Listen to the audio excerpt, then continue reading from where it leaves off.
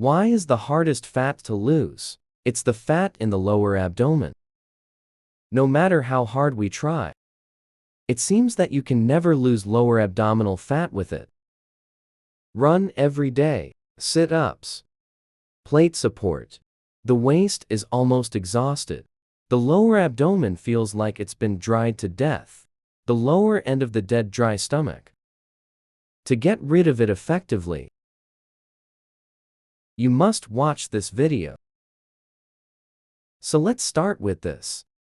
Let's look at how fat is formed.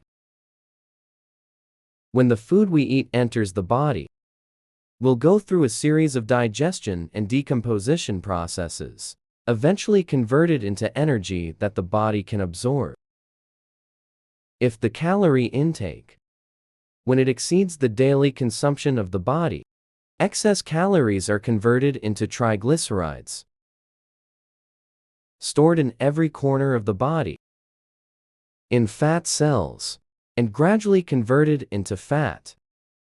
Over time, you will become fatter and fatter, the body shape of a tiger with a bare back and a bare waist. Most people mistakenly believe that they sweat profusely. You're burning fat. The idea is completely untenable. In fact, sweating is just a way for the body to dissipate heat. It mainly excretes water. It's not body fat. So how is the fat actually consumed? Mainly through these two ways allow fat to be consumed. Fat is produced through starvation and respiration. First, hunger. It is the process by which the body actively uses and breaks down fat. When you don't consume enough calories to meet your body's needs, the body will preferentially consume grapes in the blood. The bubble sugar then consumes the dried dumplings stored in the liver. When glycogen is also eliminated, and then it runs out, the body uses its earlier reserves of energy, fat, break it down, and convert it into energy for physical use. That's diet and hunger control.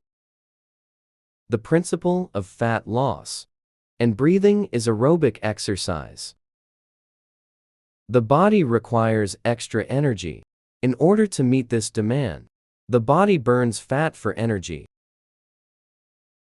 In the process, large amounts of inhaled oxygen activate lipolytic enzymes, catabolize fat into carbon dioxide and water, excrete. There are treadmills for aerobic exercise. Climb quickly, jogging and swimming, climb stairs, etc. Studies have shown that every 10 kilograms of fat you lose, it takes about 29 kilograms of yang to help.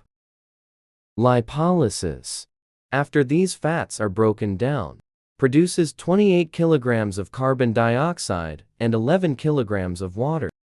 80% of the fat will pass through exhaled carbon dioxide emissions, excrete. The remaining 20% is excreted through urine and sweat. So the harder you breathe, the more fat you excrete. As for lower abdominal fat, why is it always so hard to lose weight? Here's why. The two receptors on our fat cells, cup receptor and alpha coefficient receptor. The function of his receptor is to promote lipolysis, while the alpha coefficient receptor prevents lipolysis. And these two receptors are widely distributed in the human body, but the alpha coefficient receptor ratio in the lower abdomen, much higher than beta receptors. This means that lower abdominal fat is harder to break down. Plus, the fat loss process is also in order. Generally, the first to lose weight is the face, arms, and the shoulder position is particularly prominent. Then the thighs and buttocks, and lower abdominal fat. They tend to disappear at the end. And most people are confused. Why did you lose a few kgs quickly in the early stage of fat loss? Why doesn't the weight stop falling?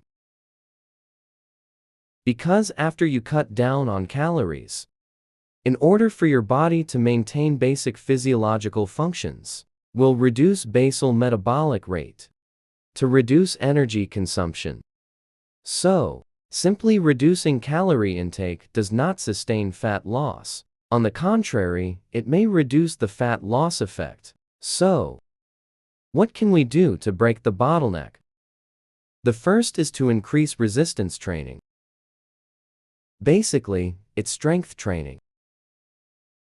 For example, doing hip bridges on yoga mats. Strengthen core muscles. Wake up the gluteus maximus that has been sleeping for many years. Hewlin squat. Huron swing. Strengthen the core and muscles of the buttocks and thighs. Dumbbell shoulder push. Dumbbell rowing. Dumbbells push boobs, etc. The second is to increase the intake of high quality and high protein, such as carbonized beef, fish, shrimp, salmon, soy products, etc. Low volume training can effectively increase muscle mass. The metabolic requirements of muscle are much higher than those of fat. That is to say, increase muscle mass. It can effectively help you improve your basal metabolic rate, so as to help you burn fat more efficiently. Protein, on the other hand, helps to increase satiety. Avoid excessive reduction in calorie intake. This leads to a decrease in metabolism. Make sure all you lose is fat, instead of precious muscle and water. You in front of the screen now. You should know how to lose fat to be effective. I don't understand. Follow the editor. Learn more about healthy weight loss.